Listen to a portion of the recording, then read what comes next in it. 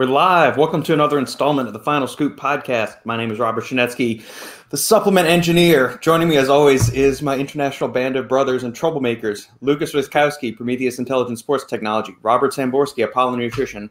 We are down a baby-face and grandpa today, so I don't know where the hell they are. Hopefully they'll hop on soon, but thank you all for joining us as always. If you have any comments, questions, queries, quips, or smart-ass remarks, post them up in the comments section, and we'll get to anything and everything over the course of the next couple of hours that we're with you.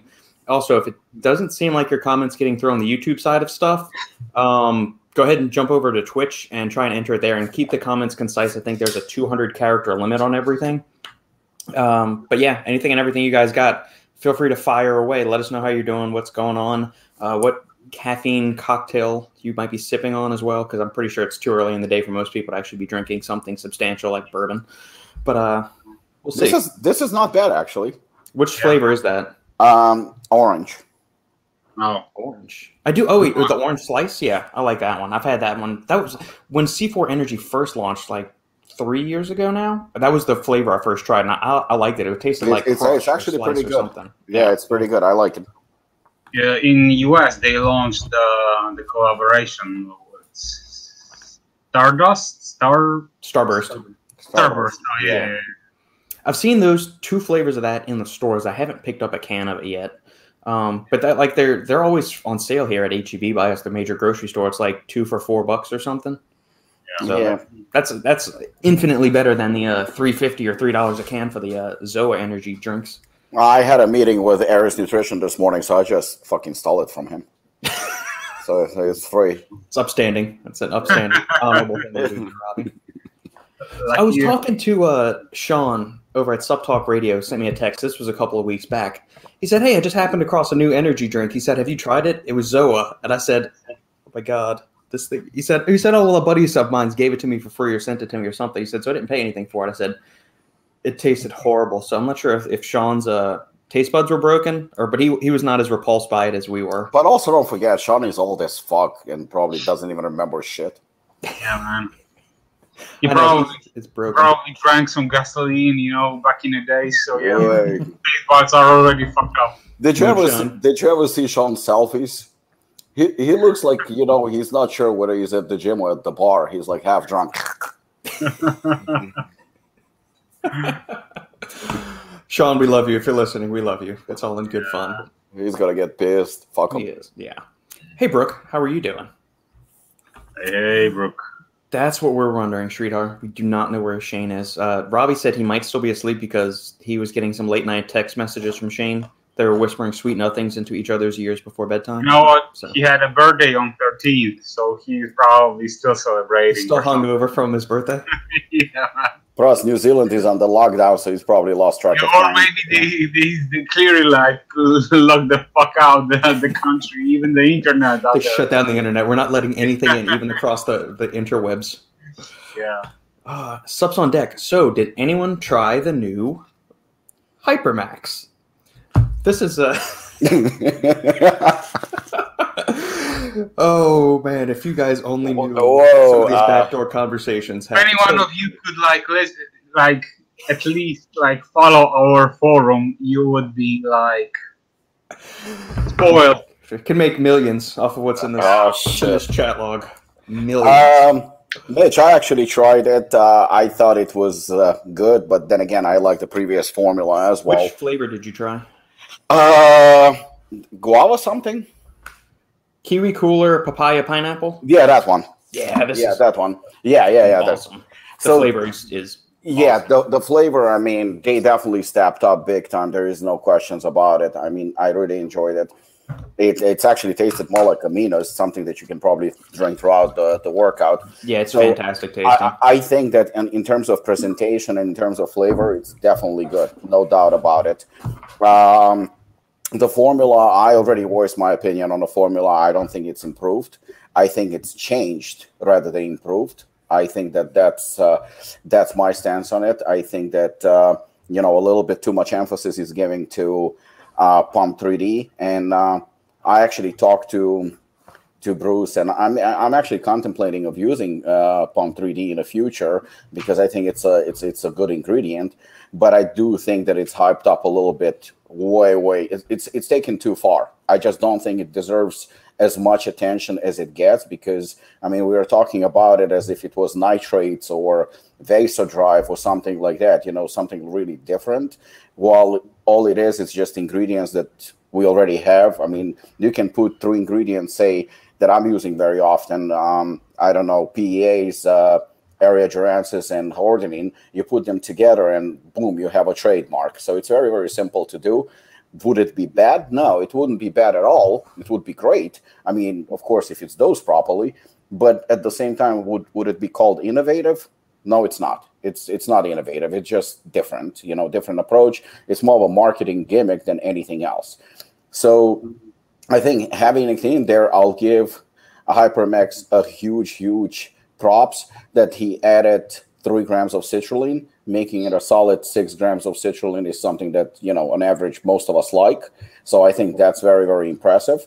I think it's a solid product. Would I say that it's... Again, better version? Absolutely not. But it's a good pre-workout, no doubt about it. Definitely good. There's a couple of things on this. So rewind back to our offline text conversation that we were having. So Gerhard texted me yesterday asking about if I tried this yet or not. So him and I were texting at that exact same moment. Aaron over at Performax called me. So we were talking, and then this dropped this morning. Do you agree with Fitness Informant's title of best pre-workout of 2021? Because Gerhard texted me. He said, have you tried this yet? Do you know what it's like? Because Ryan has been very, very effusive in his praise of it. Well, we can phrase it like that. So how many times have you tried it, Robbie? I've only used it twice thus far. I used it twice myself. Both were good experiences. Like I said, I'm not going to trash the pre-workout because there is nothing to trash. You have to be an absolute moron to do it. I mean, it's a good, solid pre-workout. Yeah. Do you agree with Fitness Informant? Absolutely 100% no. No, and I'm not being biased just because of Apollon. Absolutely not. But I think, number one, it looks, and I'm sorry, Ryan, but I have to say it looks shady as fuck. Because you don't announce pre-workout of the year in September.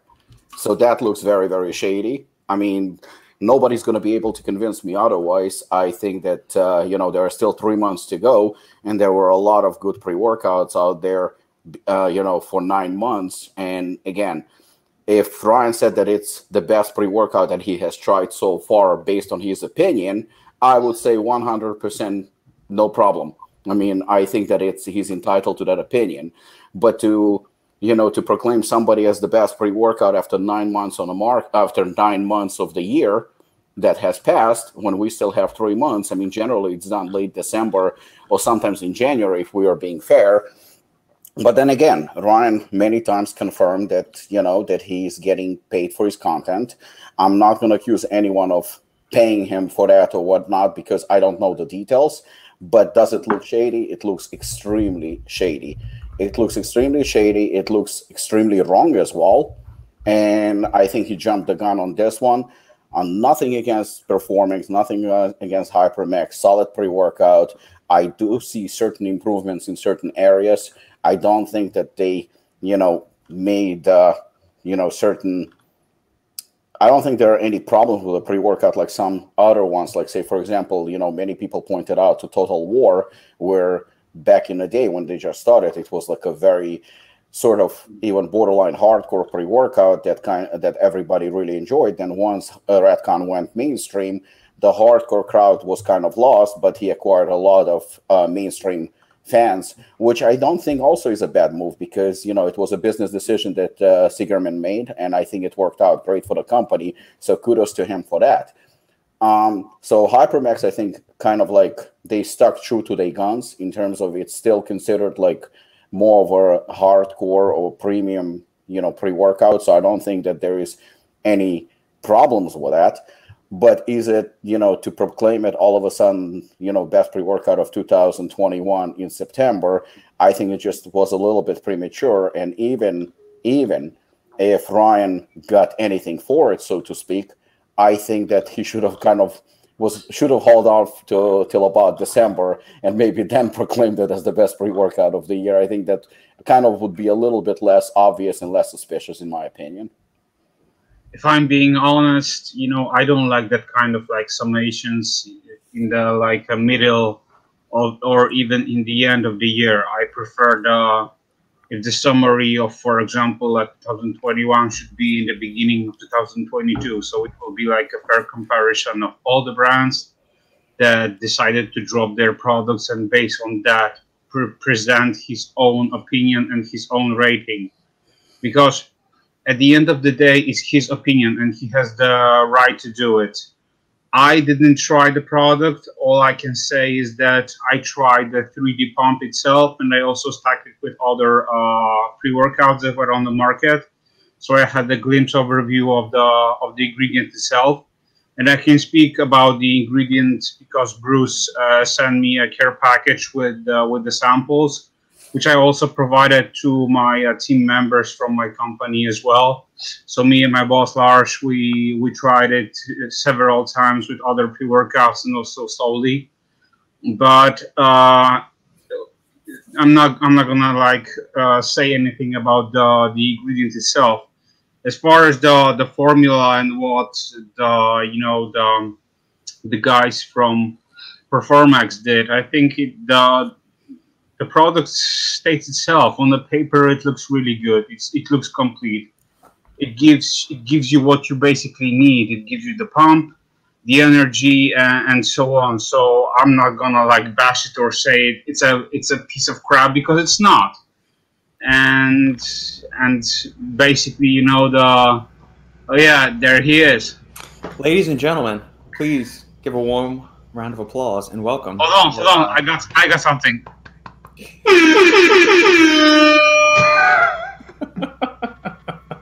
What the fuck was that? I think we want to know. Lucas has our sound effects board under control. Yeah, man. While we're doing introductions, we'll say greetings to everybody else that's jumped into the chat thus far. Hey, Jojo, what's going on? Alex from Yummy, how are you? Sean, go back to the very beginning of the podcast, Sean. Robbie had some very, very nice things to say about you. Sean, I love you. You know that. I said it without most love. All I said is like how youthful and gorgeous you look, especially your gym shots. Of course. Paul, I bought 3 tubs of Hypermax Extreme Kiwi, Rocket, and Hawaiian last Friday. Came in 2 days ago. We're trying it Monday. Can't wait. The flavoring is great. Like the Hawaiian. That's what I just pulled up. Fitness Informant's review on their website, and they actually have the papaya pineapple one rated the lowest, their least favorite of the 4 flavors. He said the raspberry limeade was his favorite flavor, or no, sorry, the Rocket Bomb was number 1 at 9.1 out of 10. Raspberry limeade was 9 out of 10. Papaya pineapple was 8.9 out of 10, and Kiwi Cooler was 8.8 out of 10. So the only 2 I've received were Kiwi Cooler and the papaya pineapple. I thought those were both outstanding, like the best flavored supplements I've ever tried from Performax. It would be my first pick if I would have to choose. Papaya pineapple would be my first pick. Definitely. Oh yeah, it's great. It's a flavor we haven't seen anybody on the market do, at least not to my knowledge. I think the flavoring is good, and I did give Aaron some shit yesterday for when I spoke to him on the phone because I'm not a big enough influencer apparently in the social media landscape to get the nice little super gourmet designer box that everybody got with the nice little inserts of the 4 tubs. I got some leftover piece of cardboard box that was like rolled over 16 times and stepped on and crapped on by a dog. So it's, but that's fine. I mean, I don't get nice gourmet packaging from Robbie either. I still haven't tried the bare knuckle or the hooligan with the branch worn, collab yet. So that's because you're from Texas. And if we use, if we use anyone from Texas, it should be you. So I think it's actually unfair that Branch was the first one. It should have been you all along. Oh, no, I'm just talking about I haven't tried it yet. I'm not talking about doing an official try the damn flavor. You're too good to try it. Okay. No, I made this joke on the You see, everybody got it without the box. We ordered a special box for you, so you would feel special. Okay, well, good. That's what I told Aaron yesterday. I said, he said, man, I feel bad. We didn't send you the care package. He said, if anybody has a right to be pissed off, you do. I said, look, I understand where I am on everybody's pecking order. I'm at the bottom. like I'll do the writing and stuff like that, but like you send it to the important influencers like TJ, Ryan, all the knucklehead reviewers out there. Said I understand where I am. I get the stuff. I get the leftovers. The second product run. Shane gets it before me, and he's like 8 billion miles away from everybody. It's fine. It's okay. Already opened up with like 5 scoops inside. Some backwash that's in there or something like spilled powder. In the cart. Yeah. Go fuck yourself. Yeah, exactly. Well, the first box was probably going to Ben from Price Plow, so he needed to put some facial cream on that too. So the box kind of was ordered for them, but apparently there was a minimum order for boxes. So then the rest of the boxes went to more important people than you are. I understand. I know. Well, his argument, not an argument, but the way he was jabbing at me, he said, well, Robert, to be fair, if you had Instagram, we would have sent you a box. So he said, because the whole thing was like we wanted to get some like generic hype going for the product, or not generic hype, like a grassroots kind of hype, like, hey, everybody's posting it in their stories and all that. He says, you don't have Instagram. What's the purpose of sending you the nice box? I said, touche. But I said, I also am a co-host on the most successful, wildly, immensely popular and lucrative podcast for supplements. Yeah, we are supporting to a true superstar. You do another podcast? Yeah, it's called the Supplement Engineer Podcast. Remind me, everybody, go subscribe right now to the Stacked podcast, Stack 3D on iTunes. It's okay. No one cares. Well, we're going to remind everybody to go subscribe to the Stack 3D podcast right now so we don't do it at the end of the show. Oh, yeah, that's right. Yeah. You're lucky I woke up because last week I went back to sleep after the episode. Did you? And I had set an alarm for an hour later. Mm-hmm. That alarm was meant to be my alarm that woke me up this morning. But it was set for when I was meant to get. So the only reason I got up was because of my dude. She came in. You say, bro, go back to sleep.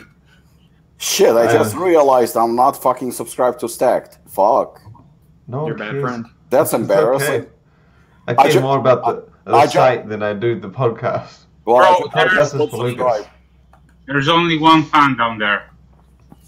Shane, if you can read the screen that I'm about to share. From Lucas, from Dear Lucas.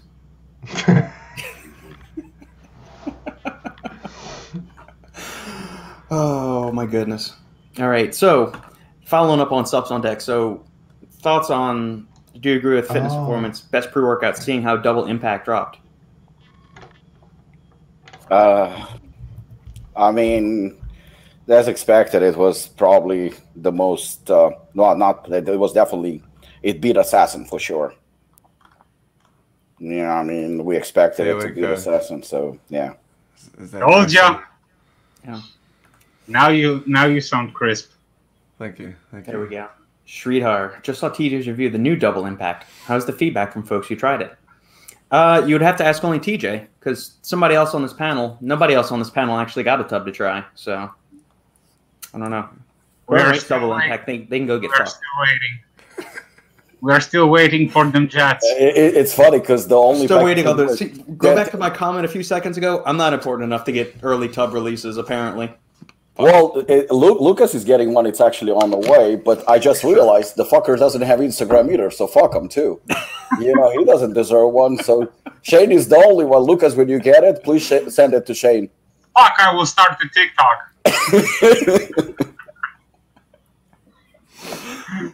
Shane, you have an admirer in the audience. Yeah, because halfway through the week, like, my hair's getting out of control, right? I haven't had a haircut for, like, I don't know, 5 years. And my wife said, I woke up and she said, man, your hair's getting out of control. They're definitely going to say you look like shit on Sunday. And I was like, well, Saturday. And I was like, really? Does it look that fucking... So when I woke up, 20 minutes late this morning, I went into the bathroom, fucking flattened my hair as best I could. Well, we appreciate you. I sound like shit anyway, so... It's fine. At least you don't look like fuck, or sound like fuck, or you look like shit, whatever it was a couple weeks ago. One of the others. Jojo, do you know Berg? No. Disregard that last comment. No, we will not disregard it. Just wanted to say hi. Hi. Tell Berg hi, too. Y'all have a great day. Double Impact to arrive next week. Can't wait for it to have it at last for weeks. I'm sure it'll arrive to you before it arrives at me. That's fine. You know. Fuck, I'll send you 2 tubs just for you to shut the fuck up. Zandandito. I bought a tub of Double Impact V2. Should be here Wednesday or Tuesday. Can't absolutely wait to try it Friday. There we go. Well, let us know how it goes. Please do. Brooke took Ninja Pre for a run last night. Definitely. Did you use the full serving of it, or did you only do a half star? I mean, if you for a run, that's an intense pre-workout for just an evening run. I'm surprised too. Maybe it was meant to be a walk, and then she took Ninja Pre and she's like, "Fuck it, let's just do a run today." Let's just go. I told you guys we need to get a Brooke on the live stream. Hey man, the invitation is there. Whenever she wants to take it and run with it. Probably more hardcore than like 4 of us in total when it comes to leg steps. Yeah. But yeah, Ninja Pre is awesome. The thermo component, that's one thing I will say about the new, going back to the Hypermax conversation, the thermo component on that one is so much stronger, at least for me. It's like it's stronger and longer lasting than the old version was. So I think that's where you're finding more of like the heat. It's like the cocoa-butyral and citrus orantium, and that one is adding something that's not the same as in the old version of Hypermax. But I mean, I don't know. Did you notice the strong thermo component to it, Robbie? Or not so much? Mm-mm. You didn't either, Shane? No. Man, for whatever reason, that one, I feel overheated for like 3 or 4 hours after that. More so than I would like if I was just taking the old version of Hypermax or Hooligan or anything else. I noticed it on the Ninja Pre. Yeah, Ninja Pre. That one. Yeah, that your balls are on fire. Yeah, that's a good use of the word. Very good use. Robbie, did you switch energy drinks? Were you drinking a C4 earlier and now you have a Ghost one? Still C4? I thought you had a different can. I thought you said I'd go grab a different can a second ago. This is why you don't get any boxes, because you need to pay attention to these things. I do. It's the details. It's the finer things. It is the details. Brooke, I find that hilarious that you rank yourself at the bottom, but your recommendations and advice have always been spot on for me. Well, that's, it's free advice. Bro, because you have a good taste in man. From the bottom to the top. Brooke, not run. Run. I'm confused. More like a cardio and strength training situation. It's probably more like strength and conditioning, I guess. Oh, okay. Okay. All right. That makes sense. Sridhar, is Lucas pouring some energy drink to help with sleep? Probably slow. Pepsi Max? Yeah, raspberry. Raspberry Pepsi? Raspberry. I've never seen a raspberry flavored soda before. Lucas has Infinity. So he probably he probably spiked it with something else. I don't trust him. It's got that Polish DMA. I already reached my limit for caffeine today. I'm scared to ask. Oh, today was a really good day. Alex, like NFL Combine training, Brooke? That could be. That could make sense. Like if you're running from one station to another, if you ever done like a Warrior Dash or one of those kind of like Spartan races or something, like you're running in between those different obstacles or events. Speaking of Alex, because I saw his comment and so I saw his thing. Yeah. I tried the newest ISO from Yummy Sports because they rebranded. Yeah. And I got the milk chocolate so far. I tried. Interesting. This one. Yeah. Good stuff. Really good. I love their labels. Love them. The newest ones I really love. And you know what? It looks really clean. It looks really nice, especially also on the shelves as well. But I also mix it up with cream of rice. Oh damn, that's an entire different level. Great dessert. So yeah, man. If you guys want some ISO, and you are located in Canada or maybe you can like get it from Canada to US cheap way, then definitely try it. Yeah, so this design right here is what the same one, Lucas? Yeah, exactly. That's the newest design. Yeah. Yeah. Pop-Tart flavor. That's got to be interesting. A Pop-Tart flavored one. Yeah. Salty. Back in the days, they had 900 grams, the bags. Uh-huh. Now they put them put the protein in the tops. So yeah. They have salted caramel. They do. Yeah. I want to try that. So, Robert, that salted caramel that I told you, Gaspari, that both of us liked a lot 2 or 3 years ago. Right. You know what? I thought it was just me, so I took it up to the gym. Mm-hmm. Everybody I gave it to try, and I mean everybody, nobody liked it. Really? I'm telling you, like this is my opinion.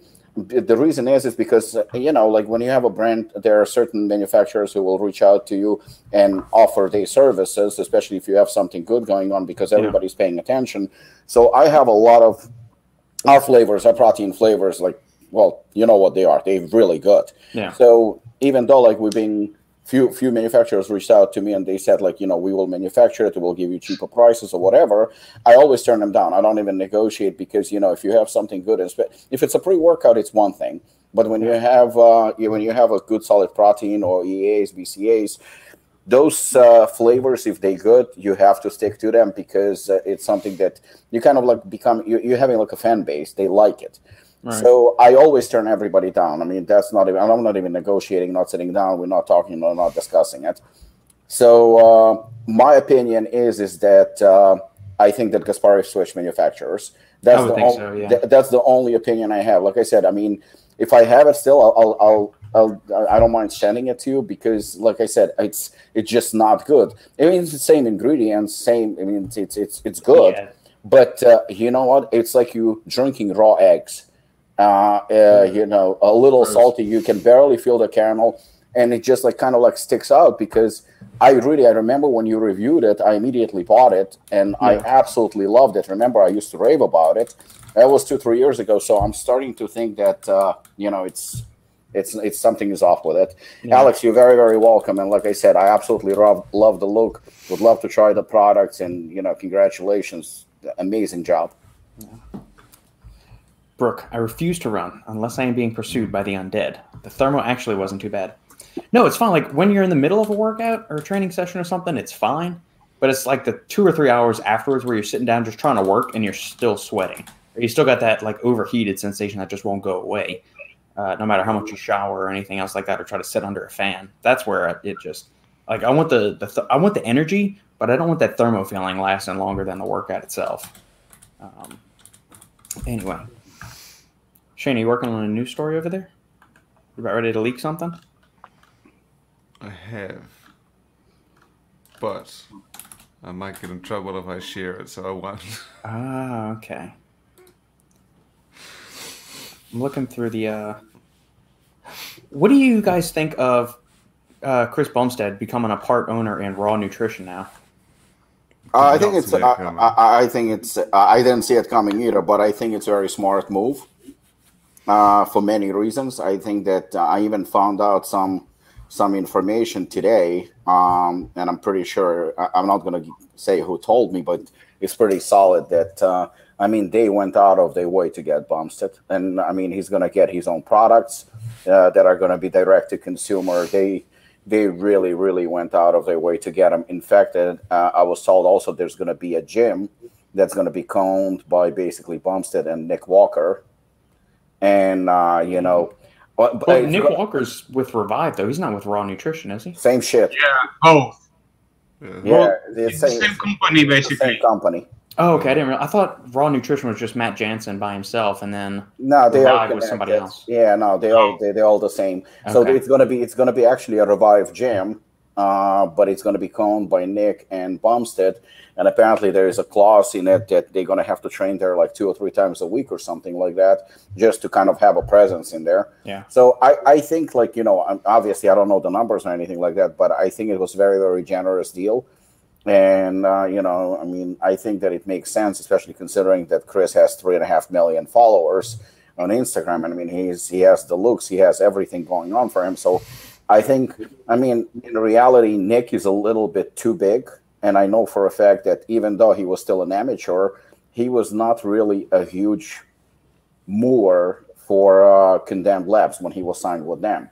Because, well, you know the reasons. Bodybuilders don't have that pull anymore. It's just different. I think Chris Bumstead is perfect because he appeals to both the bodybuilding community, but also the mainstream. So I think, you know, good-looking guy, tall, you know, very, very well-built, proportionate, Mr. Olympia. I think he brings a lot to the table. And, I mean, Jack kind of also blew up quite a bit with him, you know, something that he wasn't able to do with MHP for obvious reasons. Yeah. And I think that, you know, it was a smart move for him. It was a smart move for Raw because let's face it, I mean, Matt Jensen is known in the bodybuilding community. His partner is not so much, I mean, outside the bodybuilding community, even within. Nick Walker is a big deal in bodybuilding, but that's as far as it goes. So even though Raw is doing well and Revive is doing well, I think that, you know, getting Bumstead, it's kind of getting them to the next level, something that honestly don't think they would be able to achieve on their own. So I think it's a good move. But, you know, speaking of Bumstead, I think he has a lot to deal with right now as is, you know, so I think that... as far as getting prepared for the Olympia, you mean, or? His sister getting arrested? Well, she's not arrested yet, but... No, she is. She is. She's already in custody? She's in custody. She's released on... Melissa? Yeah. Yeah. Yeah. What's it, Ian's wife? You didn't heard anything? Yeah, she's released on bail, but she was arrested, and I mean, it doesn't look good. What did she get arrested for? Steroids. They did something very, very stupid. They mailed steroids to themselves from Canada. Oh, because they were down here in Florida. Yeah, and it was a controlled delivery by a cop. So, you know, basically there was a tracking in a package. She opened it, and they immediately kind of got in, and she was arrested. So it's definitely, I mean, basically she didn't do nothing that nobody else does. They were just very, very stupid to mail it internationally because U.S. law states that, you know, anything comes from international can be randomly opened for inspection, but something that comes from within a country, it's a federal crime to open mail, so nobody can open your mail. So considering how well connected they are in the bodybuilding world, I'm pretty sure it wasn't a problem to get anything, you know, from within a country, getting it from outside. But I do think that somebody was involved. It couldn't be random. There's so many packages that are coming to the country international with steroids, and nobody's getting arrested in years now, you know, unless it's a big package. I mean, I know that I ordered internationally myself years ago. I mean, I don't mind sharing this. It was a small package containing like it was Oxandrolone, which is Anavar.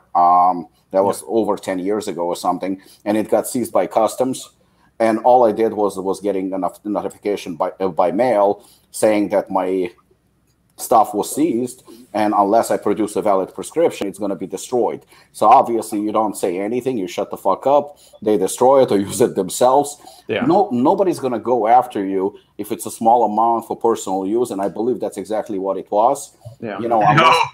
Oh no. Oh no. Did you saw the list of the? Oh no, I saw that they said like there was testosterone, I think masteron and Anavar, but I don't know the quantities. I mean, if it's a large quantity, there was a pretty nice stack. That's basically why. If it's a lot, then it's a problem, because if it's a lot, it can be considered for distribution, and then it wasn't that kind of amount as a distribution. It was only for the personal use, you know. But at the same time, but that in that case, the amount of the compounds. Yeah, then in that case, you know, it makes me also a little bit more suspicious on the fact that somebody ratted them out or something. It was like personal, because that's probably nobody's gonna go. Do you know how many people would get arrested if that would happen? I mean, it would be insane. Yeah, Corey.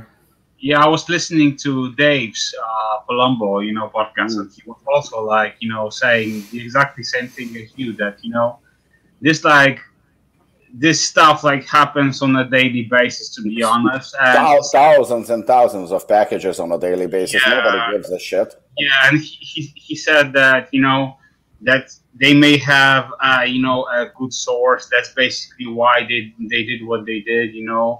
And they mailed from their trusted source the stuff. But yeah, it was addressed on her, not on Ian or Chris, so they won't have any issues. But yeah, she will be like. This says Bumstead. Oh, never mind. It says Bumstead to face 6 counts of possession of a controlled substance. Yeah, I'm pretty sure they're meaning Melissa. Her? Okay. Yeah, Melissa. It's Melissa. All right. But the problem is I believe that the address is registered to the company that is owned by Chris. So they said he's not completely out of the, danger zone, so to speak, to be dragged into this. But again, I mean, I just think that she's not going to be taking all of this stuff. Yeah, so I mean, this is still ongoing investigation, so fuck knows. Oh, there was Trenbolone in it? Yeah, man. Yeah, there is no way she was using Trenbolone. Yeah, that's a pretty good stack. Yeah, from I guess that's a pretty good stack. Yeah, I didn't know there was Trenbolone in it because everything else until that point, I thought that but Trenbolone. Let me I very much doubt that it was for her. Of course not. Yeah, so yeah, this still could backfire, but hopefully not. I mean, hopefully the goal blows over. Interesting. Yeah. Now everyone is talking. Yeah. I mean, I would trust a site probably like Barbend that actually covers powerlifting and bodybuilding pretty frequently. Yeah. I don't think their supplement reviews are worth shit, but I mean, that's for most websites on the internet. That's a very good stack for a male bodybuilder as for a contest that's prep. Competing in the Olympics. Yeah, and so this is. She may be taking one of these compounds at most. Is she even qualified for the Olympia? Yeah, I have no idea. Yeah, I don't know. She's prepping for the Olympia. She's coming back. She is. Okay, but I doubt this is for her. There was, I can't remember. I must have seen it. I saw a video from what's his name, Nick Trigili. Yeah, his video went over the weights of each thing that they found, and how much in terms of grams there was of each thing, and they were like 120 grams, 150 grams, 25 grams or something. I'm not overly at all familiar with any of this, but he said that could be. It sounds like a lot. Yeah, that would be a lot for a female. I think it was just saying like a lot in general. Yeah. But interesting. Very interesting. I mean, basically, they're going to have to come out. The main thing is to make sure that it's not considered distribution. So that means that Chris or Ian or both are going to have to step up and say that it's for personal use for them, which is still without prescription, which is still, illegal in the United States. Because, like, for example, in the United Kingdom, as far as I know, as far as I remember, possession of anabolic steroids is not illegal. The use is not illegal either, even if it's without prescription. Selling and distribution, that's the only thing that is illegal. I've always thought that was such a weird concept. That That's a very weird. You can use it, but you're not allowed to buy it. Yeah. It's talking out of both sides of your mouth kind of thing. It's so weird. Like pot, right? Exactly the same thing. Well, every country is like so fucked up. So, for example, the Russian law, if you get caught with ephedrine, you will most likely will go to jail. But you can walk into the pharmacy and buy over-the-counter GH. Yeah, I've always just found that weird. It's like, oh, you have drugs in the UK. Okay, you're fine. But, like, clearly they bought it from someone. Oh, of course. So it's weird that... Why wouldn't you, if you're going to make one illegal, why wouldn't you just make the other? Or vice versa?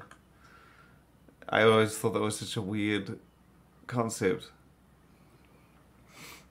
Oh, well. But either way, I thought that... The Chris Bumstead thing I thought was interesting because I don't think that they paid him anything. I can't imagine they would have paid him. He's been announced as a co-owner. Yeah. Yeah. So obviously he's going to be getting some of the. He's got a partnership in it now, so he's going to get a certain percentage of. Yeah, that's what I'm saying. I don't imagine that he would have been paid to be a co-owner. No, you mean he didn't pay to be a co-owner? Like he didn't. That's what I'm saying. I don't think he would have been paid or paid. Maybe he just was like, look, I'm me. Yeah. Yeah. Give me like 10-15% or something.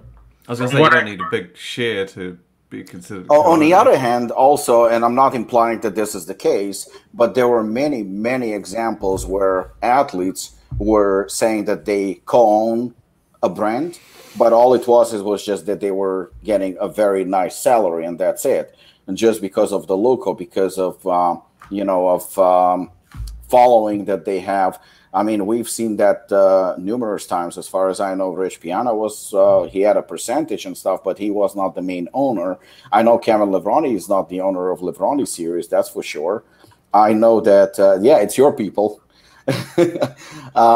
I know that, what's his name also? There were a couple of them. I know Guy Cisternino was listed as co-owner of Centurion Labs, but he was never a co-owner for sure. He was getting a salary. But, I mean, the company was owned, and it was sold recently, but it was co-owned by a chiropractor and an MD, a doctor. So, I mean, both of them don't look like anything special. So, it was said that Guy Cisternino owns the brand, but he never did. So maybe that's the case. But, yeah, I agree with Shane. There is no way that Chris, paid for shares or anything like that. That's not the case. Either he was handed a percentage or, they're just saying that he's a co-owner. I mean, it's one of those cases. It has to be. Well, from what I've heard, they were working on a deal for quite some time. It was not like 1 or 2 months. It was more than that. And this week he's got the pre-workout series, the pre-workout teas. Yeah. And then he did that thing. Price drop. The price drop by $10 for the pre-workout. I thought that was pretty. I just looked at that. The way, how did they portray this to you, Shane, for the news article? Did they say, hey... Bro, nobody sent me anything for any of these stories. It was on the blog. A fan sent his Instagram story to me, and I was like, this is cool. Yeah.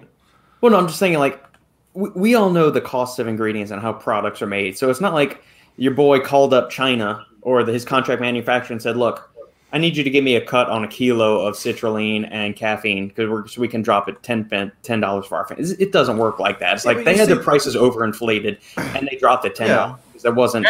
You can put lipstick on a pig and say he pulled some strings, but all they did was drop the price because it was overpriced to begin with. Yeah, that's how it goes. I think it's pretty important that Chris was the one who kind of drove it. Did he, or are they just framing this as a narrative, saying, maybe he's our new athlete, look how powerful and important he is. We're going to frame it as he pulled some strings and lowered the cost of this $10, when really they could have been doing this all along, but to make it look like it's a bigger deal with him coming on board, they're going to frame it in this light, and the optics are a big thing too. That could be the case, but if you're a fan, you're not going to see it the same, that industry cynical way. You're not going to see it as that. If you're a fan, you're going to see it as this. Right. I'm the skeptical, pessimistic fuck on the panel. So hold up. I'm a fucking star of this show. So from the next podcast, we're gonna do a fucking 20% discount on Apollo Nutrition. Let's fucking drop this price, bitches. Let me introduce you to the new co-owner of Apollo Nutrition. Lucas has massaged some testicles, pulled some strings. Shane, you can pose this. You can pose this, man. change all the pictures on the Apollo tub to Lucas standing backwards, facing away and turning his head. Well, he's a sexy fucker. There we go. You know what the funny thing is?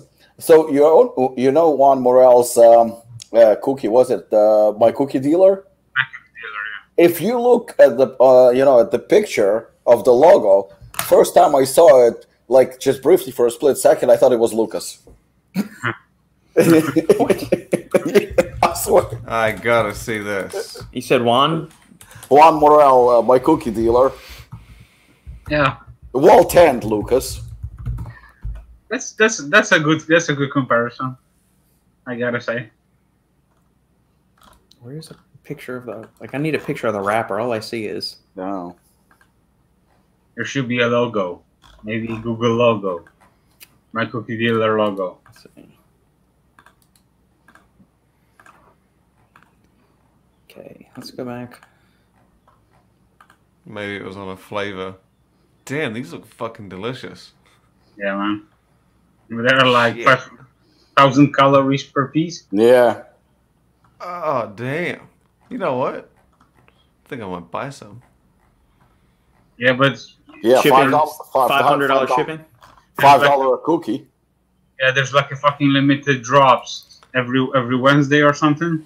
It's probably gonna cost me $10 extra to ship. Yeah, A $15 cookie. I think even more than that. I can't believe you can't find. Yeah, I mean, I've seen the logo quite a few times. Man, these look amazing. No, they're pretty good. Although I don't. They're not like understand. protein cookies or anything. They're just normal cookies. No, just regular cookies. I mean, it just encourages me a little more, doesn't it? There we go.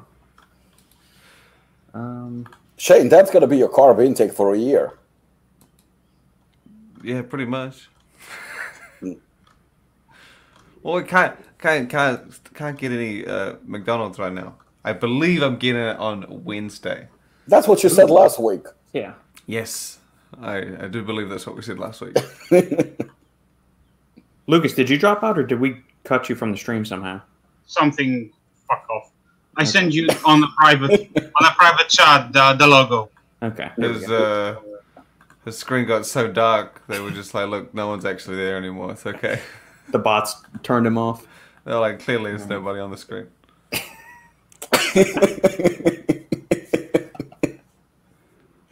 There we go. I mean, that looks nothing like Lucas. I was just the fact that he was bald. Well, I said for a split second. I mean, Robbie, how much vodka did you have before looking at the wrapper of the yeah. cookie? How many cookies did I have? Yeah. Luke, I mean, yeah. Maybe I just don't see it. Yeah. Well, it doesn't look like one either. No, it doesn't. It definitely looks more like him than it does Lucas. I would hope so. Oh my goodness. Man, them cookies look 1,000 calories per piece. Damn. yeah. Alex, I can buy as much ephedrine as I want in Canada. I find it to be very backwards. As great and effective as it is, there are a lot of drug addicts that buy many bottles at once to get a quick high. This is going to be a very inappropriate and bad timing of a joke, but fuck it. Alexander, just make sure you don't ship it to Melissa Bumstead. Too soon. Well, we can buy it here, but they limit it. They restrict it to. No, it's sold over the counter at any pharmacy, but by over the counter, I mean like actually over the counter. So yeah, you have got to go and show them your ID. Yeah, you have to show ID, and there is like a limited amount that you can buy. Just like when if you get any of the decongestant stuff like Yeah. Claritin D, Yeah. Zyrtec D, all of that stuff, where it's got the I've never had it. pseudoephedrine in it. And, it was before my time. Ephedrine? Mm. Yeah, I've never tried it either, but the pseudoephedrine I've used before because I've taken Zyrtec D for like sinus congestion and stuff like that. Maybe next time in the US, Shane, next year, Hold on. people, I'm gonna bring some. well, I mean, if we're gonna keep waking up at 5 in the morning, clearly we've seen my track record for the podcast. Yeah, bro. It's gonna be a little difficult. You're batting like 90%. I mean, you're above. You'd be in the Hall of Fame. Way higher. Okay, at least I've turned up though. I've missed one entirely. Right. I still turned up for most. Exactly. You've been here more frequently than Robbie has. I mean, that's Ouch. Brooke, there is no such thing as too soon. There you go. There you go. All right, so we're there. I feel like a lot of women would disagree with it. Wait, it's just like one border between me and Germany, so it's not a problem. I think she's meaning you're just gonna have too much stuff coursing through your veins. Like the second you walk through like the little beeper thing, like you're gonna get flagged because you've got like 6,000 milligrams of caffeine coursing through your veins, 600 milligrams of DMAA, and all the other. You know what? If they will be measuring my temperature, then I'm fucked Yeah. for sure. Oh man. All right. This is another newsworthy news story that's worth discussing. Because Shane, you were talking about this, or we were talking about this offline a couple days ago, as far as new product releases. Ghost yeah. is coming out with their RTD. Undoubtedly delicious. So Them there's no bottles- doubt in your mind that this will be delicious. There is zero doubt in your mind. They went to milk isolate. It's got 160 calories, so it's a little more than the protein powder. I mean, I imagine it's delicious. I don't know how delicious it is. I haven't been sent anything, but it's because I always said that me and Lucas are the same. I haven't found RTDs in the US that are really overly competitive with Europe. Yeah. Bear Grenade. I mean, you just go to. They're distinctively better in my mind. I couldn't tell you the name of any like RTD protein shakes outside of like Muscle Milk. I don't know of any of the other ones that are on I think the the market. Labrada one is quite popular as well. And Labrada it tastes actually okay, but also Yeah. not delicious or anything like that. It's They're not all like, just kind of okay, yeah, I agree. which has been You guys- fine because that's all you had to choose from. Do you guys remember the old Oh Yeah RTDs? I never tried those. Yeah, those were good. And they were like selling like hotcakes. I remember at FIBO. No. When we go to like Sweden or like some of those Nordic countries, like you may not recognize the logo or the brand, but you can bet your ass that whatever one you grab that's like a protein RTD, it tastes fucking good. Yeah. Yeah. So Propod. I'm hoping this is like Well, I mean, I assume it's definitely got to taste good. I mean, you've got whey concentrate, and it's going to be WPCH, so that's thicker than whey isolate, and then you've got milk here, so you're getting some casein in that, so that should make it have a nice, pretty good, thick texture. yeah, but it's because I didn't think the MRE RTD. I thought that was like pretty good. Yeah. Like from the US, I don't like say that the standard's low, but like one of the best RTDs I had out of the US. So it's not whether or not it tastes good. I imagine that the Ghost one's going to taste good, Yeah. but it's going to have to taste leagues better than anything else it's going to be on the shelf with for me to be like amazing, best in the world. What, are we assuming a price probably of $4 a pop? $3 a pop, $4 a pop? Retail? Yeah. Yeah, probably 4. Yeah, 4 or they usually 5. sit at like $40, don't they, for a case of 12 or something? That's usually where they are. Okay. Is there already estimated release date? I mean, it's got to be like within the next week Month. or two, right? Yeah. Okay. Ghost Are they going to doesn't- have inclusions in the Well, Chips so- Ahoy one? Like, are they going to have actual chocolate chip pieces in there? Do you know of? I didn't say it. I doubt in RTD. Yeah, I don't know if they. Because If, like, that the chocolate chips would that hold shit up. would get soggy as shit. Yeah, I don't think so. Well, no, I'm not saying like cookie pieces. I'm saying like actual just chocolate chips because those wouldn't get soggy, really. Maybe they would. But I mean, I've had the cereal milk flavor, and I know that was really good when I first tried it. I never tried the Chips Ahoy flavor of their protein, and I know the first batch was kind of not received or it had mixed reviews, but then subsequent batches have been much better tasting. See, that's what I like about Ghost. They take criticism actually rather well. Yeah. Then they will go and they'll change it. To me, still, my favorite is Not a Butter. That's I think that they really succeeded with that one. Yeah. I mean, Chips Ahoy, I didn't hate it. I didn't love it. It was okay. And Oreo, I thought it was a bit of a miss, but it was very, very tough to do regardless. But I always, you know what, like I said, I'm impressed with the company as is. Yeah. Because I think that number one, I mean, they always try to do better. I mean, that's something that you cannot take away from Ghost. I remember the energy drinks got criticized. They immediately went to the drawing board and they tried to make it better. The pump formula, I always, when I look at these companies, I kind of take myself out of that, and I don't want to compare it to a Pawn or anything like that. But to me, the pump formula is absolutely amazing. They really stepped up. I thought that the first one was okay. I don't think they have bad products. I don't think they ever had bad products. But I think that, and I'll be as as straightforward as I can be, because the thing is like I pride ourselves, again, we are Final Scoop and we're telling it like it is. Like, for example, you know what? I just saw the Inspired Formula Day Pump product, and I honestly FSU? I was not impressed. I was not impressed. Yeah, I was not impressed. Did it change? I mean, the new one, I don't know if it changed or not, but I mean, it has 3D pump, so I guess it's a new one. Oh, Die Hard. Okay, I haven't seen this one yet. I was not impressed, and like I said, later on I can explain why. But when we talk about NutraBio, I criticize them often on flavors and stuff, but when it comes to formulas, NutraBio is always trying to like kind of get better. I mean, that's something that you can take away from Mark. And the same thing I can say about Ghost. Ghost is always, no matter what the previous one, the next one was always better. They're really, really trying to make a better product. And I have respect for that. I know that the Ghost gets, they have their fans and they have their haters. Yeah. But I have to give credit where credit due. I think that, you can't disregard. Their pump formula is just incredible. It's absolutely incredible. In my personal opinion, and again, I was flattered when somebody posted that the best two are Bare Knuckle and Ghost. I mean, I'm taking myself completely out of it. To me, Ghost is number one. They pump formula is solid, and I would think that Unbound pump formula is also very, very good. I mean, the Unbound is. Yeah, you can't say nothing. I mean, Ghost formula is damn.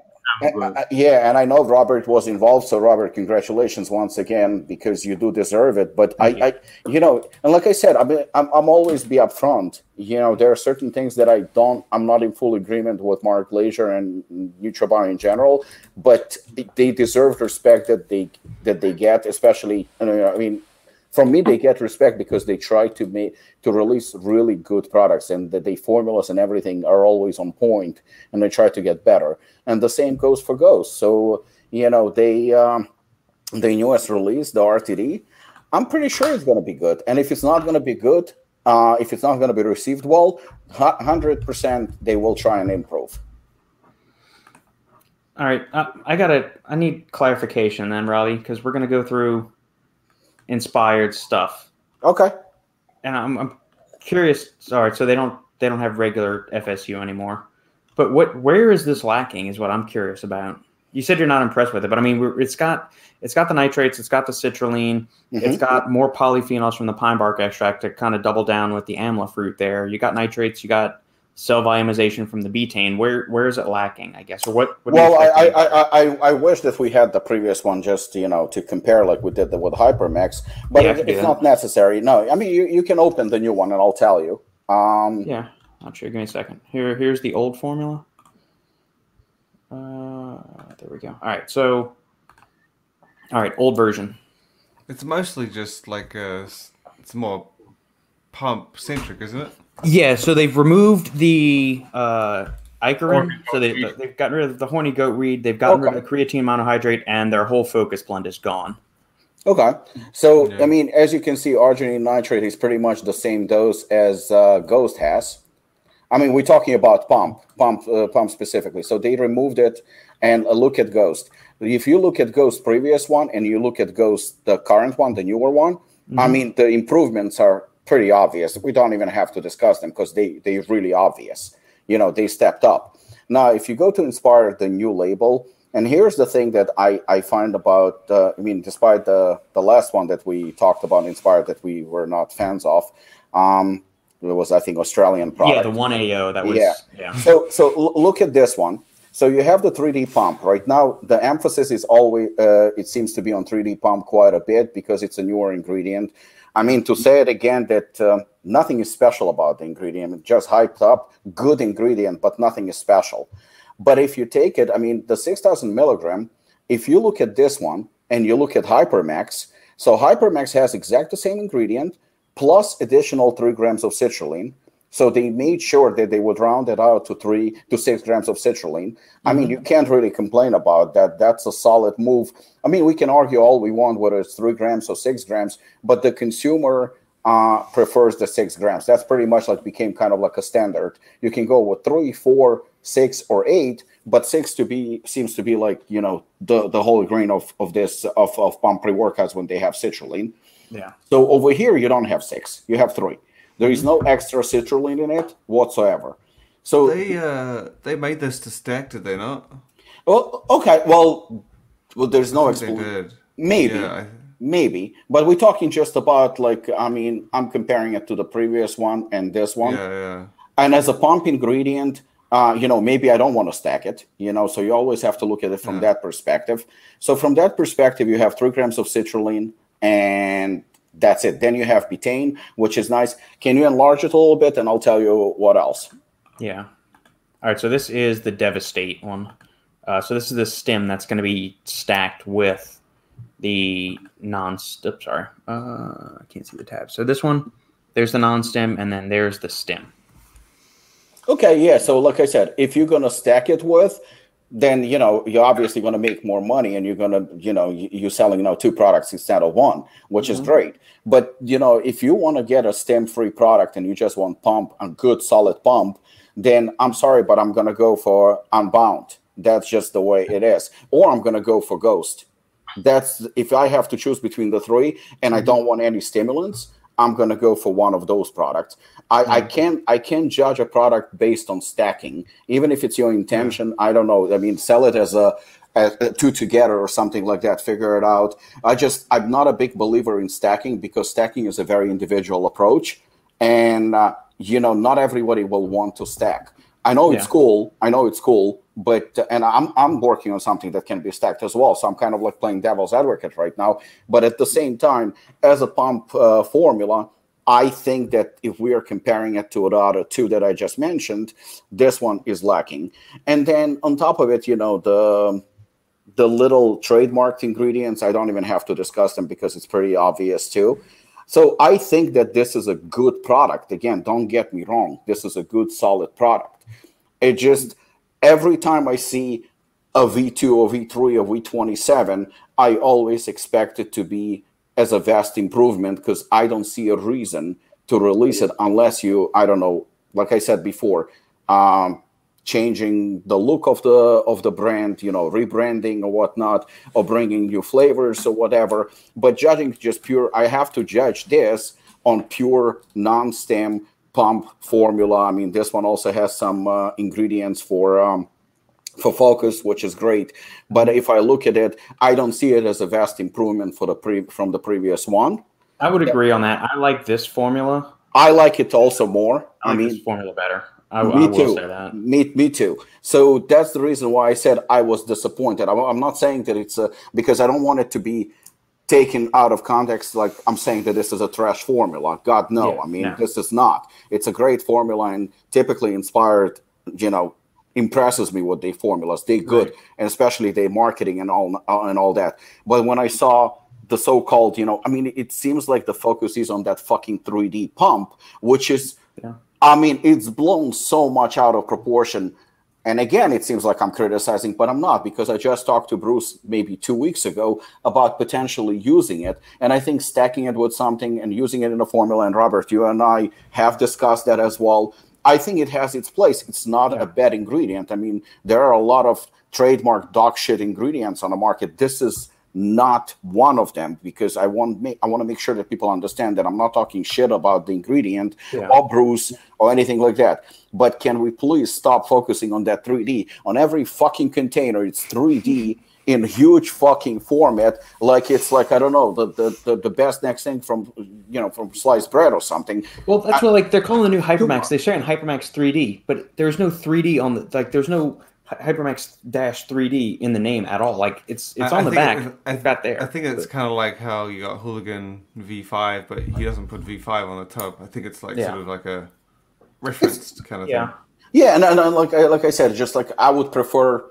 I think that if they would not emphasize the 3D so much, I think the formula would have been maybe better. But I think the whole thing is like, look, we have the latest 3D pump. I mean, even Mark Glazer already said a million times, we're going to have the 3D pump in our next pre-workout or whatever. Okay, we get it. But there are other ingredients, and it depends how you stack it and what else you're putting in it. I mean, don't talk about it as if it's like something, because I think nitrates, they deserve the respect that they get, without a doubt. And you have a few other ingredients that once you see them, you go like, oh, cool, this has this. Oh, cool. This is not one of those ingredients, and I think it's a little bit overhyped. And that's the reason why I will take the Ghost Pump over this any day of the night. And like I said, if it's stacked, great. I can see it being stacked and probably giving better results overall, because you're going to have more pump. You're going to have double of everything. It's phenomenal. But without stacking, if I decide not to have stems, I just think there are other better products. Yeah, and I mean, I really want to dig into the research more on the 3D pump just in and of itself, because I know it's not just a generic amla fruit extract. They've got to be standardizing or isolating for some specific fractions that are in there, kind of like they did what Matt and them did with Vaso 6. It's like you've got all these different catechins in there, but you're isolating for 6 very specific ones. So I've got to imagine they're doing that with the amla fruit, but they're just not disclosing it at this point. Well, you know what? And this is pretty much perfect point. I think you made a perfect point, because, I mean, it's not a secret that, we work together, with Apollon and everything else, and you helping us. We don't know that. So you just violated my NDA. You're fired. Oh shit, I'm fired. But every time we do, like, if we release a new product, what is typically done? We reach out to you for you to explain to the customer, to the consumer, what we are doing and why we are doing, to break down. So it would be like, oh shit, okay, so they improved on this because of this, and Robert is explaining why. I think this is something that has to be explained. So now we're talking about, okay, there's nothing special about glycerol. We know what it is. There is nothing special about citrulline, but now we have this third component, but let's keep it a secret. So maybe it's something unique and really, helpful, that it helps the other two. Yeah. But I think if you disclose that to the consumer, now even somebody like me would not be saying, well, I don't see nothing special about it. But if you explain to me and you make a legit point and prove to me that this is something that is really unique, is in it, it's trademarked anyway, then I'm going to go, oh, okay, you know what? I was wrong. This is more than just citrulline and glycerol. This is actually a unique ingredient that is really trademarked and really studied and really. But when you don't disclose it, it actually makes me a little bit suspicious that it's really nothing but glycerol and citrulline. Yeah. Yeah, and I'm curious to see what they're doing, because I mean it's a source of polyphenols. Now the actual classification of polyphenols or flavonoids that there are is going to be different from Vaso 6, is different than pine bark extract or pomegranate powder or anything like that. But the end result is more or less the same. It's stimulating endothelial nitric oxide synthase, increasing vasodilation, arterial flexibility, and all that good stuff, which is more blood flow, ultimately better pumps. I'm just like, from the nerd in me, is how is this any different than if I'm doing grapeseed extract, pomegranate powder, Vaso 6. That's where I think my issue is that it's trying to be spun as something that is an order of magnitude more powerful or, different things, when it's kind of in the same ballpark. Like it's related to it. It's not like a brand new ingredient that has been unearthed. And I could be completely wrong with this. If I ever get, Hector on here or Bruce, and we can really drill down into like the nerdy nitty gritty shit of these things and say, hey, how are the fractions in Vaso 6 different from the fractions in amla fruit? Is their end result the same, or is it the exact same end result? Maybe the mechanism is slightly different. Or is there any synergism that could exist, or complementary actions, if I stacked Vaso 6 with amla fruit? But you know what? It's like buying, essentially. It's like, again, I couldn't agree with you more. It's the same thing as buying a car. An average consumer will go and buy a car. Oh, look, this car looks cool. Just like this container looks cool. And it drives fast. So you know what? I'm going to buy it because it's a cool looking car and it drives fast. And then the next edition of a car comes out. Oh, this one actually looks cooler. Yeah, it's $20,000 more expensive, but it looks so much better. But then you're going to have that consumer who's going to come in and going to say, well, why am I paying $20,000 more? What's in this car? I want to see the specs. I want to see the engine. I want to see like what's it made of. I want to see everything that goes into the car. And you get quite a few of those. You get quite a few of those that want to look more into detail. So today the consumer is, 10, 20 years ago, you had a bunch of proprietary blend products and everybody was like, oh, okay, this is good. This kicks in.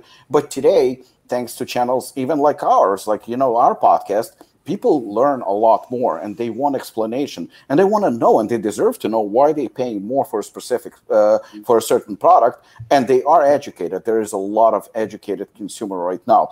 I mean, on the other hand, you still have those who are buying prop blends and whatnot, and God bless them, let them. I had a question 2 or 3 days ago. Somebody reached out to me, and he goes to me, "Okay, what is better, Shogun or Chaos or Lipodream by Hi-Tech?" I'm like, I mean, is it the old Lipodream with DMAA? Because that might put us in the running. Yeah, but I would think a current one. But the bottom line is, I was like, I'm put in a position like, okay, what do I say? I mean, I tell the truth. Yeah, hell yeah, Chaos or Shogun are way better than current Lipodream or whatever. Yeah. And then it's also a prop blend, and I'm going to have to go in and I'm going to have to explain the details why this product is better and stuff like that. But the guy just like, "Oh, is it better? Is it better? Is it better?" And I try to be politically correct and say like, well, it's kind of different. This one is a proprietary blend. This is full disclosure. Maybe you want to look into ingredients and you want to do a little bit of research and you want to see what works for you. So I really, really tried my best to be politically correct and without offending anyone or anything like that. So you do have that consumer that doesn't give a shit what's on the label. Right. But on the other hand, yes, you do have people that actually learn, that they want to find out, that they research what they put in their bodies. And for them, for 3D, you might impress somebody with, a shiny 3D, but there are others who are going to go like, okay, why is this more expensive than, because I know the price of 3D in terms of like how much it is per kilo. And I'll tell you what, it's a lot more expensive. It's more expensive, which is no surprise, than buying 3 grams of citrulline and 2 grams of glycerol. I assure you that. But people want to know, certain people want to know why. Why is it better? Is it really better than me buying it separately? Yeah. Interesting. Okay. Brooke, really irritates me how these review channels and whatnot will over-promote or be bought off. You lose my respect immediately. Pretty much sums up the conversation we were having offline before we started this podcast. Pretty much, yeah. Is that what you guys are talking about? Shane just saw 86 messages unread, and he just scrolled to the bottom and said, "Fuck." No, I woke up and I was like, "Fuck!" But Ava came in, and then I was like, "Shit, what's the time?" I was like 6:20, and then I look at my phone, and I was like, "Oh, where the fuck's the link?" And I had to scroll through like a whole bunch of shit. I was like, "I'm sorry, I'm not gonna read this." No, we were just talking about the new version of Hypermax and some of the early. Pretty good. This what? Yeah, we were just talking about, Brooke's comments pretty much sum up the discussion, and then it's centered around Hypermax and the praise that was being heaped on it. We're not saying it's a bad format. It's a very fantastic pre-workout. And this kind of goes back to what we were talking about last week, Shane. Is it a hardcore pre-workout? Is it not a hardcore? How do we establish a metric for what qualifies as a hardcore pre-workout and all of these kind of things? Because I think that the consensus among the three of y'all is that Hypermax technically isn't a hardcore pre-workout compared to today's state, but when it first came out, it was. And this was something I was talking with Aaron at Performax yesterday. It's like, where do we set a benchmark? Because Justin said the same thing, that Hypermax is a very solid all-around pre-workout, but he wouldn't necessarily classify it as hardcore because it doesn't make you have that cracked out feeling. My definition of hardcore is basically anything that's over 300 milligrams of caffeine and it's got a bunch of the other stimulants in it, like synephrine or reagerences, DMHA, if you got Noopept in there or something like that. That's when the second you veer away from only having caffeine, I think, is it a hardcore pre-workout, or you go above a certain threshold of caffeine. So like Hooligan, I would say it's a hardcore pre-workout, even though it's only got caffeine as a stimulant, but it's got 600 mgs of caffeine. So that's where I think, but everybody might have their own different barometer of what classifies. I think what you said right now, everybody has his own barometer, because think about it. So you have a fully disclosed label like Hypermax in this case. Mm-hmm. And then you have something that, I don't know, from Hi-Tech or something, like one of those companies, or even Insane Labs. That pre-workout, we all know that it has nothing in it, but it's strong and you will feel it. You will definitely feel it. It's extremely strong. So that could be viewed as a hardcore pre-workout too, because if you didn't know what's in it and you took it, you're going to be flying. It's just we have a different perception. Do we want a prop blend, or do we want a fully disclosed? I think Hypermax is is a hardcore pre-workout. I really think so. I think the ingredients and what it stands for, I think it's a hardcore premium product. I think it's a very solid formula. I think it's a good product. But the argument is not even about whether it's hardcore or not, because I think that it's individually based. The main topic of the conversation was, in our private messages is the fact that, and like Mitch pointed out, is that Ryan announced it as the best pre-workout of 2021. And I said that in September to announce best pre-workout of the year looks extremely, extremely suspicious.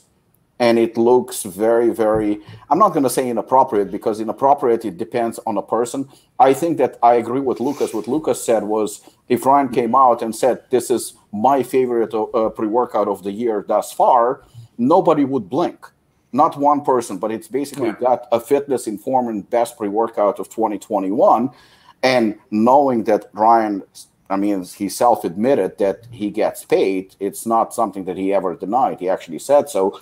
I said that there is no way that other brands that are paying him would look at this favorably unless this was sponsored somehow or whatnot. And I just think it came out very, very wrong. And I don't think that it's, not that I'm going to say it's fair or not. It's just like in September, you have Oscars are coming out in fucking February and March of the previous year. It's always if this was done late December or January of all the pre-workouts, then no problem. And, I'm a brand owner too. Clearly this morning, I didn't see it at first, but I just got bombarded by messages from everywhere, even people from within the industry who were fucking pissed. They were pissed because it was very, very obvious what happened. Other brand owners or just people that you saw? I had at least two brand owners. I had one or two channels for sure, and some people who actually use supplements as well, who follow. Okay. So, I had maybe 6 or 7 messages pointing out to the fact that this is bullshit, and one of them actually sponsored Fitness Informant and said it is absolute bullshit, how it happened, and and we could go on and on and on. I've never seen anyone signing his check, etc. It just coming out in September so fast after the product was released 2 weeks ago. I can definitely see how people are unhappy with this. Well, so that's where I guess where I'm just trying to play devil's advocate here. I don't make any money from Ryan at Fitness Informant or anything like that. Like, I'm not making a commission off of any of this. I'm just trying to play devil's advocate to fully vet thought processes. Oh, absolutely. Stuff. So is it the fact that he said it was the best pre-workout basically just after receiving it, maybe a week or two ago, and that's what's kind of triggering it? I'm assuming raising the question mark? Is he saying it's the best pre-workout of the year, and we're only 75% of the way through the year? You could get 5 more pre-workouts that are somehow better than Hypermax in the next 3 months, but it's already been crowned the best. I think that's what Robert's saying. Yeah, well, exactly. Yeah, Shafer would have just said my favorite at this point. Listen, I think that's what he said. Yeah, I think that, I'm gonna go straight and say it, and I had people messaging me also saying bullshit, this Apollo pre-workout is better, stuff like that. But it's not about that, because when it comes to pre-workouts, again, I said numerous times, it's a personal fucking thing. Yeah, so I'm not even got into it.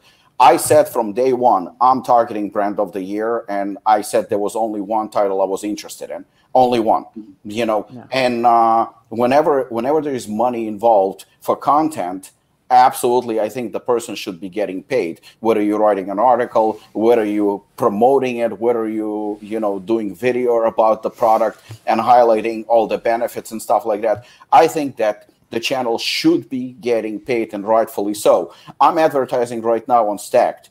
I am paying for it, and I don't have a problem paying for it. Why? Because I think it's a channel that gets a lot of traffic, and plus nobody's watching his fucking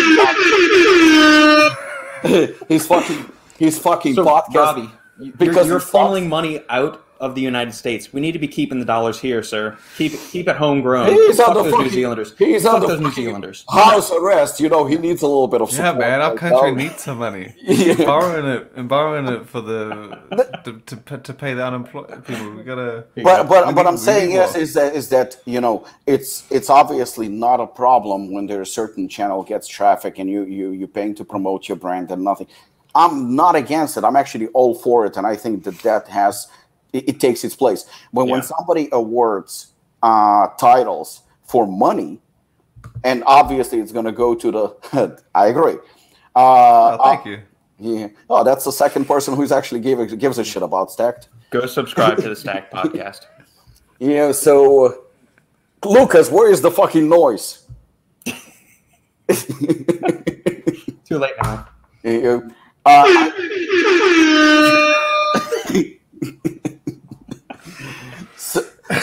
So we're talking about that, but when they have double, then when you have to pay for an award or anything like that, it's just very, very tacky.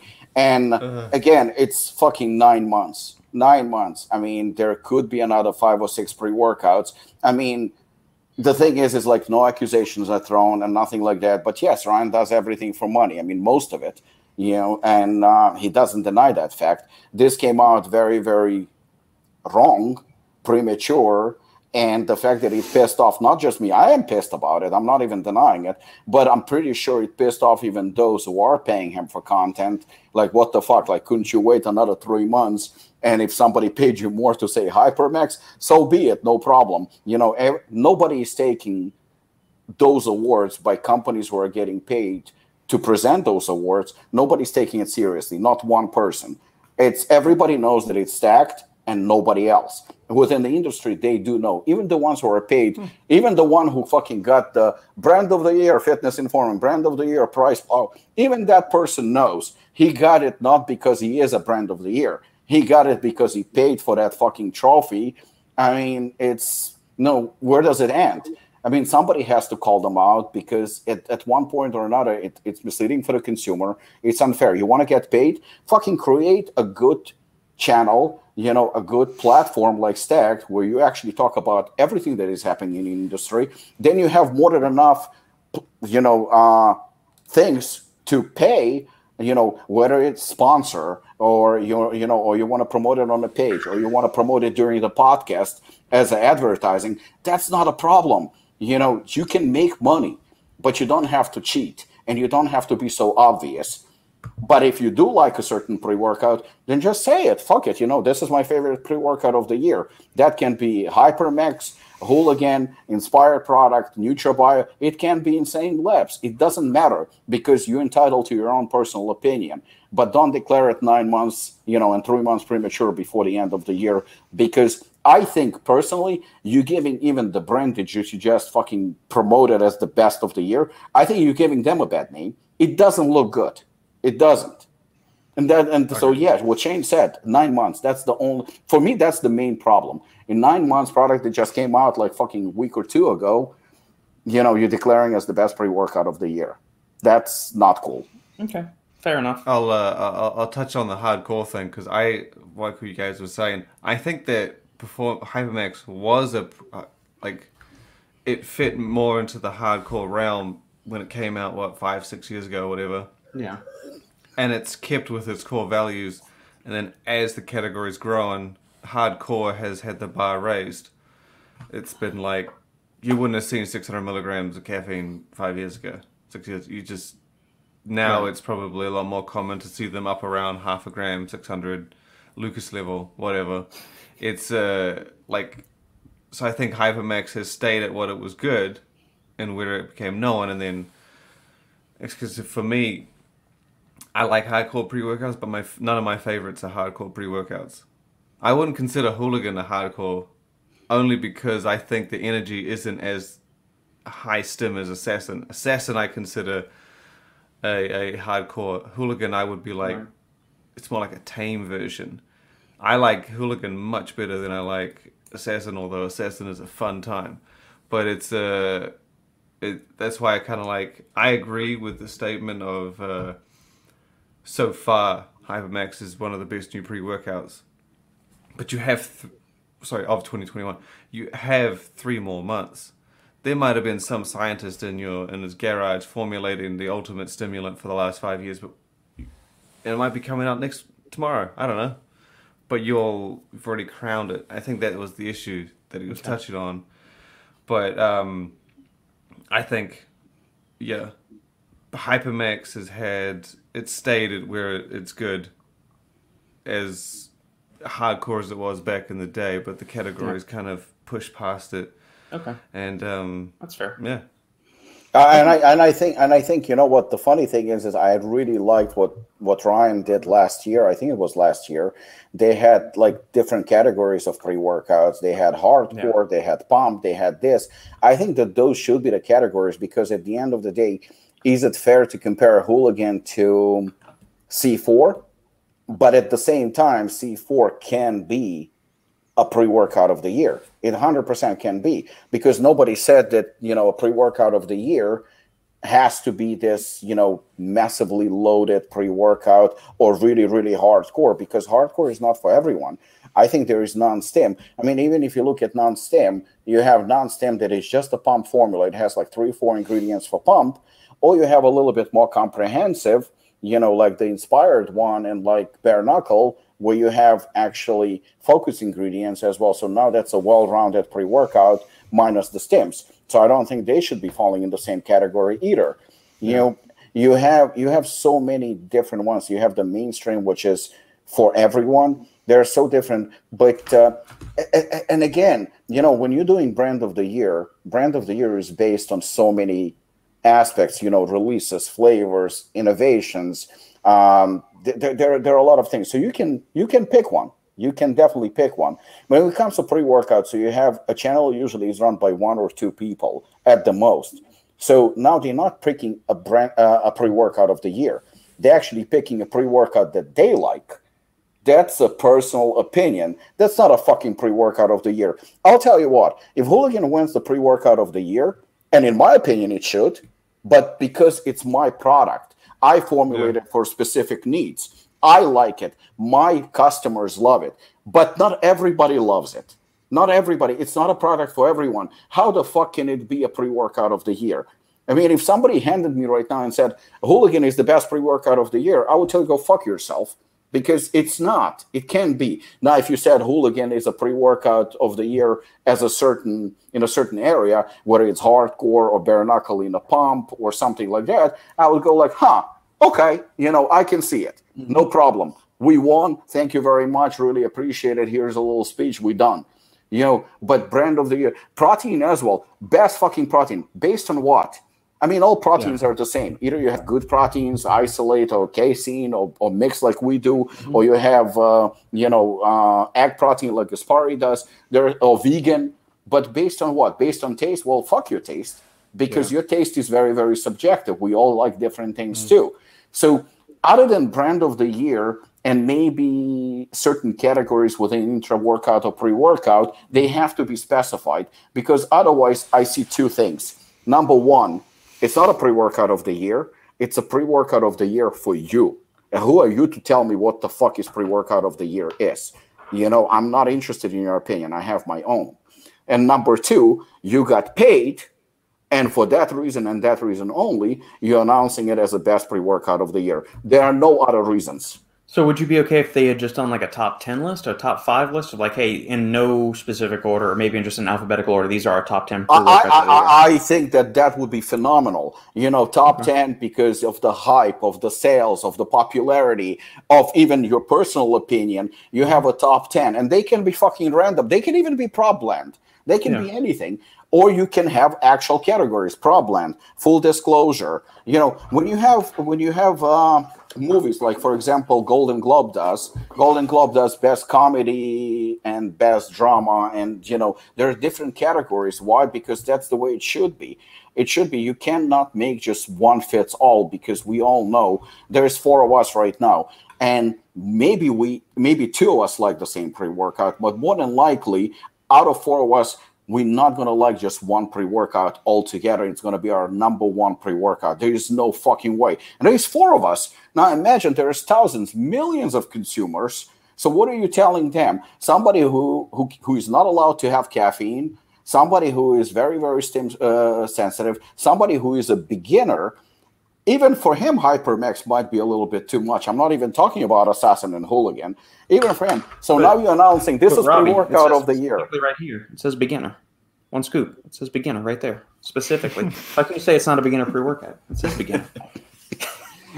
So it just like when you advertising certain things, I mean that's the reason why you have when you have movie reviews, how many reviewers you have. I mean, if you go on Rotten Tomato, there is like shitload of reviewers. It's a shit website. I agree, but at the same time, you have reviewers from all over the world or all over the country, and everybody states his opinion, and you can take their opinion or you don't have to take their opinion. It doesn't matter. What I'm saying is there are so many of them, and then you have 50%. That means 50% like them and 50% doesn't like them. So it can be a little bit confusing, but it just shows that one movie loved by everybody is not really liked by anyone else. So that's the thing we were saying with pre-workout. So I think, again, to what Lucas said, if Ryan came out and said, this is my favorite pre-workout of the year thus far, nobody would have a problem with. Do you also think maybe he's doing it for like some SEO play as well? I mean, because Ryan's a smart marketing guy, so maybe he's listing the review as best pre-workout of 2021 just to like start getting like the SEO and the algorithm stuff. Like he's trying to game the system a little bit like that. Because I mean, we all know that goes into a little bit of titles. I think on a business perspective, I'm talking right now strictly on a business perspective since he's getting paid, and again he admitted it. So say for example you're a brand, Ghost pays them, we know that. Muscle Sport pays them, we know that. NutraBio pays them, we know that, and that's not a secret. Now you have those three brands that I just mentioned. All of a sudden they see it's fucking September. We all have pre-workouts. We all have this. We all have that. They know the deal. They know how it works. They know the system. But now they see like, oh shit, this is best pre-workout of the year in September. I mean, if I was one of those brands, I would be fucking pissed. I would be absolutely pissed, that it happened because they paying for it. They paying for it. They willing to pay for it. They not even hiding the fact, I think, at this point, that they call it collaboration or our partners or whatever. But at the end of the day, the simple term is we paying to be best off. So it goes to a higher bidder. It doesn't go like Shane. Actually, I don't know if it was on air. I think it was on air openly last year. He asked for our opinion when we were talking about. No, that was on air. Yeah, it was on air. He was like, "Well, I'm thinking Glaxon." He could have been about to say anything. I'm thinking maybe Ghost. I'm thinking about this. I'm thinking about that, and we actually expressed our opinions. If he was getting paid by one of the brands, he would never even fucking ask or even be discussing it with us. And I remember him specifically. I don't know. I think we were on the phone where he said that Apollon is doing great, and he gave me actually props, and he says, I see it as a top 5 or top 10 brand, something like that. I never once in that conversation said to him, I think we deserve to win. There was not even a discussion. I actually gave my opinion to him, my personal opinion, as who should win, and, that company did win. But the bottom line is that that's how it should be. It should be judged, not like it goes to a higher bidder, because if he was doing it goes to the higher bidder, we would never have that conversation. And that's the reason why I think there is such prestige in Stacked. And he doesn't have a lot of. He doesn't have a lot of. He doesn't have a lot of subscribers. Everybody go Substack to the Stack podcast. Lucas, I will say the. What is this? Applause. It's a Polish applause.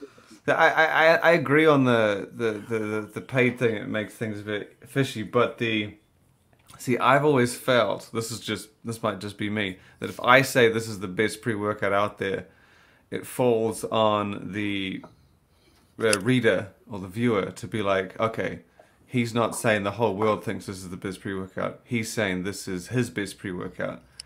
Yeah, that's what I've always felt. So if I say this is the best pre-workout, I'm assuming that everyone's going to assume that I'm not speaking on behalf of the world. I'm speaking on behalf of myself. Agree. So I guess with the fitness informant thing, I get that. Like if he wants to say it's his best pre-workout, then I mean it would be the same for anybody. If you want to say that you're the best, this is the best pre-workout. I think that people need to know that. It's obviously coming from the person who's saying it. They don't mean that it might be the best for you. They're just saying it's the best to them. That's how I've always said it, because I've always said there's a best pre-workout. Maybe. But I don't know. For me, it would just be like if Toyota said it's the best car of the year. I mean, I know that they win awards and shit, but it's not like they have 50 of them on the car, do they? They got one or two. Like, I always assume that when someone announces, like, whoever is giving them that award has a preference. If someone wins pre-workout of the year, like my favorite pre-workout, my top spot, they obviously aren't going to be, like, just stim. Right. Because I want everything. I want a balance of everything. So it's, yeah. Yeah. Lucas, can you give us the horn buzz? Of course I can. Okay, go ahead. $5 donation from Brooke. Thank you, Brooke. Donation towards keeping the ignorant masses educated, bribing customs officials, an additional alarm clock, and keeping me hidden from the public. Sorry, Lucas, I don't think we're going to get Brooke on here as a co-host. Although if Shane shows up late one more time or Robbie decides to just bail for no reason, then, you know, it's always possible. We should all just leave, and then Robert can be by himself. Yep, that'll be it. That'll be like, well, now I have to go on. These useless motherfuckers didn't show up. I'm just sitting, relaxing. I only need just like a popcorn. That will be good, man. Mitch, damn straight. Damn straight. Thank you, Mitch. I mean, there is an award for best supplement-centric podcast.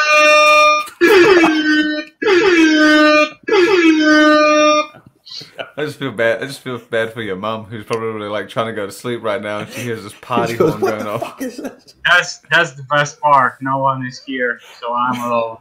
Oh, okay. Oh, what kind of deviancy is in Mom left to grandma's house, so I'm by myself. You're like, Mom, I'm playing the horn tonight. Can you please go stay at grandma's house? Apollo's winning this year 100%. If not, then I will disable my stat. You know what?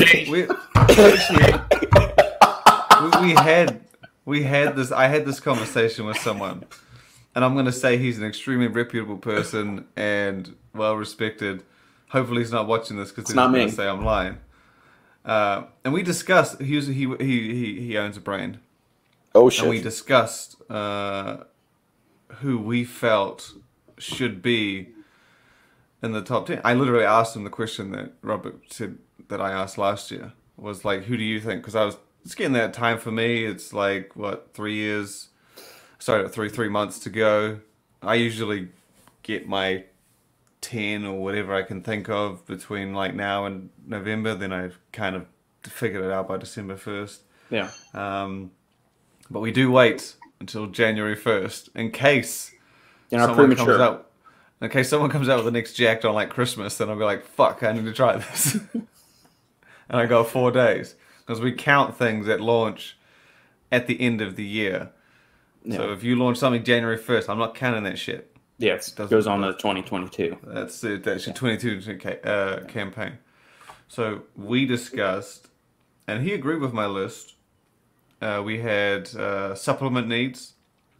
This is for like our brands have just been killing it this year for brand of the year kind of area. We had supplement needs, Ghost, Apollon, of course, Morphogen, Performax, and Raw. I think there was another one in there as well. Oh, and I put forward one that is Redcon. For very different reasons, though. Yeah. Because they've been doing a lot of things. They haven't been so much releasing new products, but to open a gym and then a second location, that's not something I've seen any other brand do. Right. It's a kind of a development and a step in a direction. And then they did the meals, and then it's a business development. It's not necessarily releasing a new product. It's more like it's bigger. It's impressive in a different way. Yeah. And how they've got they would preview their pH water. They did the the RTD came out end of last year, I think. And then they did the smaller RTD this year. Mm-hmm. I mean, they've just been consistent throughout this year, more than I have thought in any other year. Yeah. But, yeah. And we discussed and we felt that was a pretty solid list. So, obviously, it'll change if I get to the end of the year. But I'm a little disappointed Caged isn't on there for pre-caged sport and microencapsulated glutamine. Inspired is on there. Inspired was another one. There you go. So But I think that there should be also a list for the shittier brands of the year. For the shittiest, I think that I don't want to. I don't want to lose all the money that I have. Okay. Or else he'll be like Lucas. He'll be broadcasting from the dark. So Yeah. no, I hate to disappoint all the brands, but we're definitely winning this year. It goes without saying. So they should compete for number 2 because that's a solid place. Yeah. So all the brands should definitely compete. I'm not even fucking kidding. I'm not letting go. I'm going to release a product or 2, like January 1st this year. I'm going to release a product on December 31st, and every fucking product in every fucking category is going to fucking destroy. And it's going to be every week, every 2 weeks. It's going to be something else. And I've been consistent all over the fucking year. I said I'm going to win. I will win this, and there's nobody even going to come close. It's going to be second place and second place only. They should be competing for that. It's a done deal.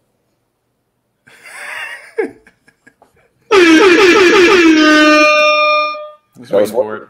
He's waiting for it. As strong as fucking Stacked Podcast. There you go. As confident as it is, I will say that like, and it might come off like some people who haven't followed Apollon or know what they've done. It might come off as arrogant, but I can tell you right now, your confidence is no different from what I usually hear in November or December from like 5 or 6 brands at the end of every damn year. They pretty much say exactly what you said. It's uncanny. Yeah, well, here's the difference. And I mean, this podcast is about to be even more popular than it ever was. So here's the thing. No. No. Last year, I didn't say it because last year we didn't deserve it. So even though we were among top 5 or top 10 or whatever, I said. I think you were top 10. I think you were. Yeah, I said there's. If you don't deserve, you don't deserve. I don't think we deserved. Hands down, we didn't deserve. I don't even think we deserve to be top 5. So if we were top 10, that's a huge honor because there are so many brands out there. So to be considered even a top 10, I said that even to be in a conversation of top 10, I think that's a huge accomplishment for a small brand. This year, however, it wasn't arrogance, it wasn't confidence. I mean, it was confidence, but I never say things unless I mean them. And Robert knows me for a couple of years now. I just, I either don't say shit or I'm saying shit because I mean it. And I'm not making a case for myself. I'm just stating the obvious. Half of the brands that are on this list, I'm not saying they don't deserve to be a top 10 because they do. It was relatively a quiet year, so to speak, because of the pandemic and everything else. But some of the brands that are on the top 10 that you just announced, I think they do deserve to be there, but I'm not going to say which ones, but they literally did jack shit in comparison to us. I mean, even mentioned with us, it should be an honor it should be an honor for them this year, which makes me even more confident in the fact some of the brands I noticed that started to release products only at the end of the year. They literally started releasing products now, and they trying to release 5, 6 products. Well, I upgraded every fucking product that I have. I released on top of it probably about 10 products in different categories, and I'm going to release more. I'm actually probably going to release more than they're going to release throughout the year. I went into from barbecue sauce to a health thing. I signed one of the best hardcore athletes ever, presented. I have Robert Chinetsky on board with Apollon. Now, I was talking about the hardcore athlete. Oh, yeah. I was going to say, he's the hardcore athlete. Yeah, the best formulator in the game, unlike some fucking bearded guy with lots of pimples. So I think that